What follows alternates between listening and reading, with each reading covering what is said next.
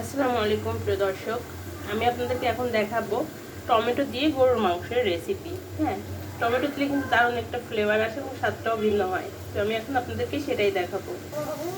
তো প্রথমে আমি প্যানটা গরম করে নিলাম, দিয়ে দিব তেল। আমি কিন্তু পানি ছাড়াই রান্না করবো এটা। হ্যাঁ,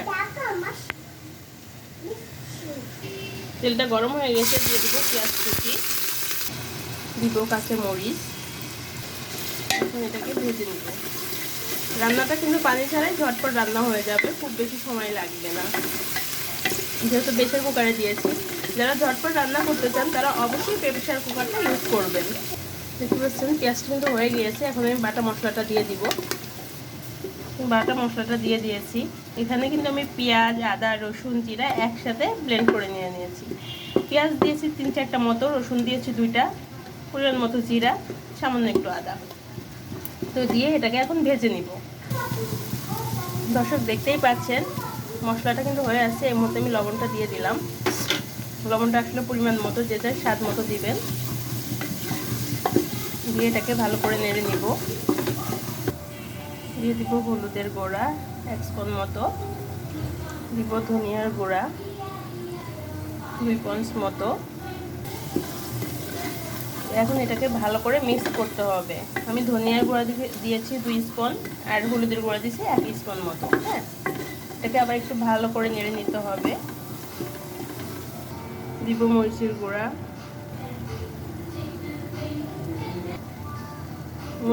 দিলাম 2.5 স্পুন মতো। এটা আসলে স্বাদ মতো দেওয়াই ভালো, এই স্পুন মেপে টেপে কোনো কিছু হয় না আর কি। এটাকে এখন আবার ভালো করে একটু ভেজে নিব।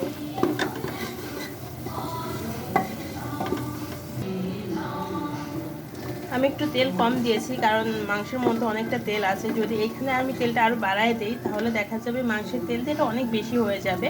সেখানে আমি তেলটা কম দিচ্ছি। আর যাদের মাংসের তেলটা নেই সেক্ষেত্রে আপনি একটু তেলটা বাড়ায় দিবেন। তো এই মুহূর্তে মাংসটা দিয়ে দিব। মাংসটা দিয়ে দিয়েছি। এখন এটাকে সুন্দর করে মিক্সড করে নিতে হবে। এভাবে করে মিক্সড করে নিব। উপরে খুব সামান্য একটু তেল দিয়েছি। এটা দিলে আসলে সুন্দর একটা সরিষা তেলের ঘ্রাণও পাওয়া যায়। তো এখন দিয়ে দিব টমেটো। আমি 2টো টমেটো এভাবে কেটে নিয়েছি। গরুর মাংসে টমেটো দিলে আসলে স্বাদটাই অন্যরকম হয়। তো এখন আমি ঢাকনা দিয়ে ঢেকে দিব। তবে ইম্পর্টেন্ট একটা কথা হচ্ছে, যেহেতু আমি এটাতে কোনো প্রকার পানি দিব না, সেক্ষেত্রে জালটা কিন্তু লোতে রাখতে হবে, লো টু মিডিয়াম। হ্যাঁ, যাতে পুড়ে না যায় এবং মাংসের থেকে যে পানিটা বের হবে ওটা দিয়েই মাংসটা রান্না হয়ে যাবে। তো আমি ঢাকনা দিয়ে ঢেকে দিব, ঢেকে দিয়ে জাল করব।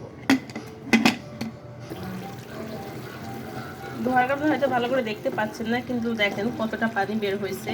এটা আসলে পানি দেওয়ার কোনো কারণ নেই, পানি ছাড়াই এটা রান্না হয়ে যাবে। এটাকে ভালো করে নেড়ে নিতে হবে। তো এটা হচ্ছে কিছু সময় পর পর ঢাকনা খুলে নেড়ে নিতে হবে। দেখেন কতটা পানি বের হয়েছে, এখন হয়তো ক্লিয়ারলি দেখতে পাচ্ছেন। তো এই মুহূর্তে দিয়ে দেবো 4-5টা এলাচ এবং দারুচিনি।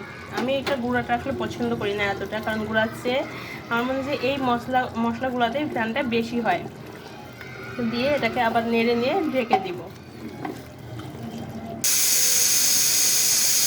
এরকম 2-3টা সিটি দিলেই হয়ে যাবে। দর্শক দেখতে পাচ্ছেন পানিটা কিন্তু আরও বেশি বের হয়ে গেছে। হ্যাঁ, এখন আমার সর্বোচ্চ 2-3টা মতো শীষ দিব। মোট 4-5টা শীষ দিব আমি আমার প্রেশার কুকার অনুযায়ী। আর 2-3টা শীষ দিলে আমার মাংসটা হয়ে যাবে। একদম দেখেন মাখা সুন্দর হবে। এটা খেতে যে ঠিক কতটা টেস্টি আপনারা নিজেরা না খেলে বুঝতে পারবেন না। এখন আবার ঢাকনা দিয়ে ঢেকে দিব। দর্শক দেখতে পাচ্ছেন কতটা সুন্দর হয়েছে, দেখতে ইয়ামি লাগতেছে। তো এখন আমি চুলাটা বন্ধ করে দিব।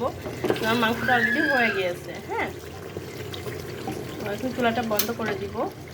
দেওয়ার পর আমি আপনাদেরকে পুরোটা দেখাবো যে কেমন হয়েছে। তো দর্শক দেখেন পানি ছাড়াও ঠিক কতটা পানি থাকে মাংসে, এবং খেতেও ঠিক কতটা টেস্টি হয়। একবার রান্না করে খেলেই আপনারা বুঝতে পারবেন। আশা করি সবারই ভালো লাগবে। তো আমার প্রত্যেকটি ভিডিও পেতে অবশ্যই চ্যানেলটি সাবস্ক্রাইব করে রাখবেন, তাহলে প্রত্যেকটি নোটিফিকেশন আপনার ফোনে চলে যাবে টাইম টু টাইম।